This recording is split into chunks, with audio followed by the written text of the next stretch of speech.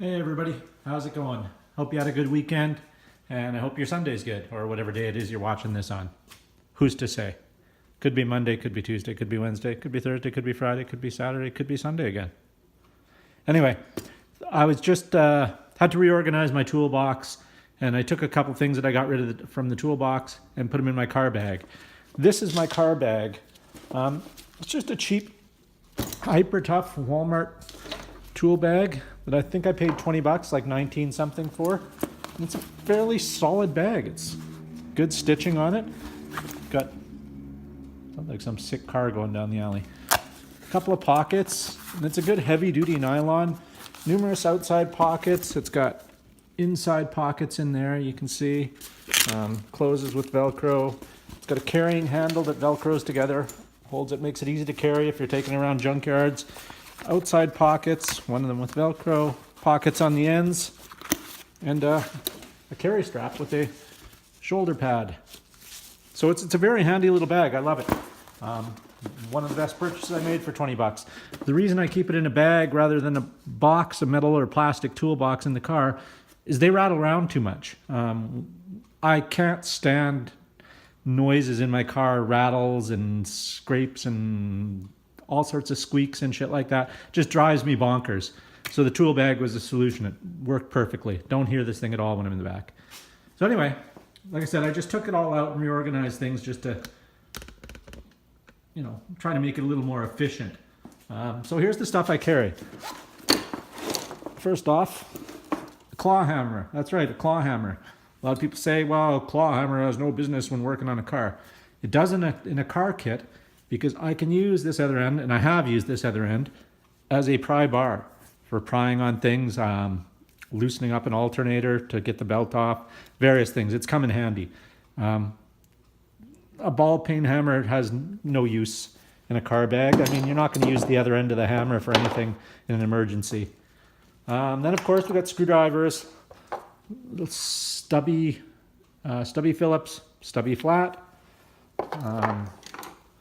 regular Phillips, regular flat. These are just some old Canadian Tire Mastercraft ones that were actually made in Canada way back in the day. They're good screwdrivers. They have they're a hard grip, but the shape of them gives you good grip. And then just a Pick-Quick multi-bit driver, handy for things. Yeah, that's it. So that's it for screwdrivers, hammer. Up here I've got just an old, cheap folding Torx things. It's handy. And these little tiny knives, they call them losable knives. I bought a box of 10 of them for like 10 bucks a few years ago. So if you're only paying $1 for each knife and you lose it, it's not a big deal. No one cares. I gave these out to all sorts of people, friends, people I work with. Yeah, so it's got a couple of blades on this end. I can't get it out. But it's got a pair of scissors on that end, a knife, and this is like a file, nail file, or file for whatever you want to file. That was from Lee Valley. Just a pair of medium-sized vice grips, a pair of small vice grips, a pair of slip joint pliers. These are old. I got these at a flea market years and years ago, and they're, let's see if you can see that, Whitco USA. Part number 6235. They were covered in like concrete or something. I had to wire wheel them and then file the jaws back into shape, and they actually work pretty good now. Just a cheap pair of needle nose. Those always handy in the car. Side cutters or dikes. A pair of normal slip joint pliers. Always handy. Over here, some black electrical tape and just a piece of wire. Always handy for wiring things up. Tape measure. Oops, there we go. Tape measure. I got this little light at some liquidation center. It's just a cheap, I think I paid like $4 for it, or $5 maybe. Just takes 3 AA batteries in the bottom. Got a little hangy hook, and it's fairly bright for a cheap little light. And you can set it down, and it's aimed at kind of an upwards angle. Well, you can adjust the angle. You'll look. So it's good. You can set it on the ground and aim it at where you're working. And if you happen to leave it where you're working on the road, it's $5, so you're not worried about it. A little baggie of different size zip ties. Zip ties are always handy in an emergency. A utility knife with a brand new blade on it. I had one in there and the blade had gotten old and rusty and dull. So make sure you have a sharp blade, otherwise it's kind of useless to have with you. This is very handy. I picked this set up. I added the extension myself. But it's just an extendable. This is made by Grip, or sold by Grip. And it's just an extendable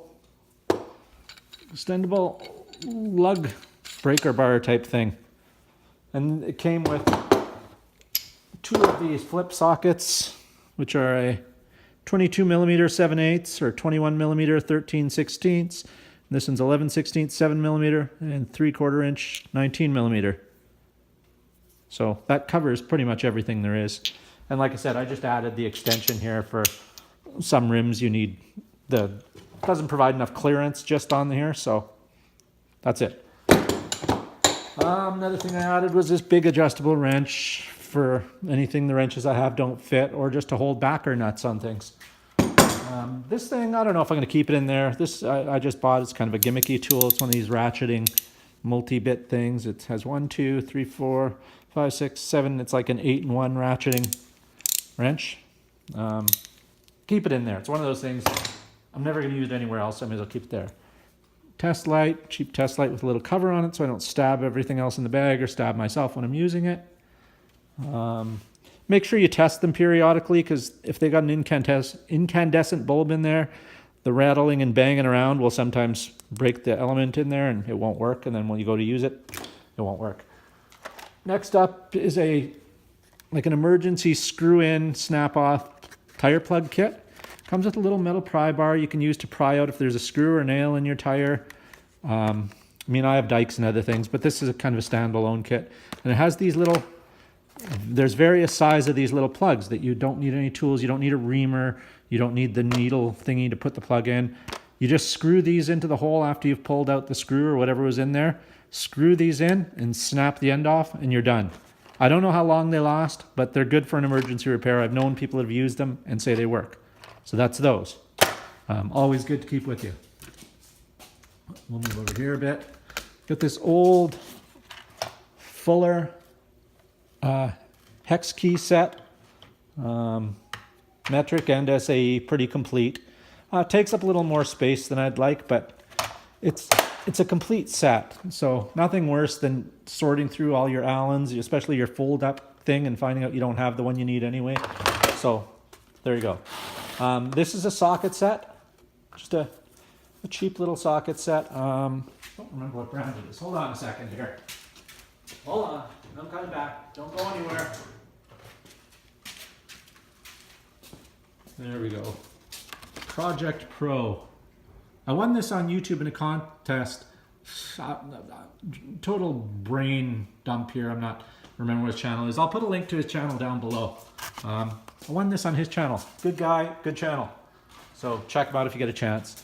It's just a, basic, goes up to 3/4 or 19 in SAE, and it goes up to a 17 in metric, which you don't need the 19 because you got 3/4, which is the same thing. Spark plug socket, little driver, extension, and a ratchet. Not the top quality, but when you're in an emergency, it'll work. So that's that.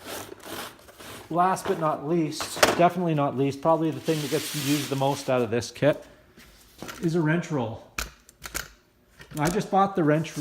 It's a nylon wrench roll from Princess Auto Power Fist brand, made in India, as you can see. Part number 800968. I'm sure it's sold under other brands. Power Fist doesn't make any of their own stuff. They just brand it and sell it. And I've got SAE wrenches starting from 3/4 inch, going down to 1/4 inch, and metric from, I think 8 millimeters to 19. I've never needed anything more. Again, if I run into anything larger, I've got the old adjustable. Super handy. I recommend wrench rolls to anyone for a car kit, because even if you're just going to a junkyard to grab something, you don't have to take your total tool bag. You can just roll that up, tie it off, Boom. You take that, that, and that, and that'll get you like most of what you want from an auto wrecker. So that's it for my tour of my car bag, if you will. Thanks for watching. If you have any suggestions on things to add to it or any ideas on how to make it better, let me know in the comments below, and have a great week coming up. Take it easy. Bye.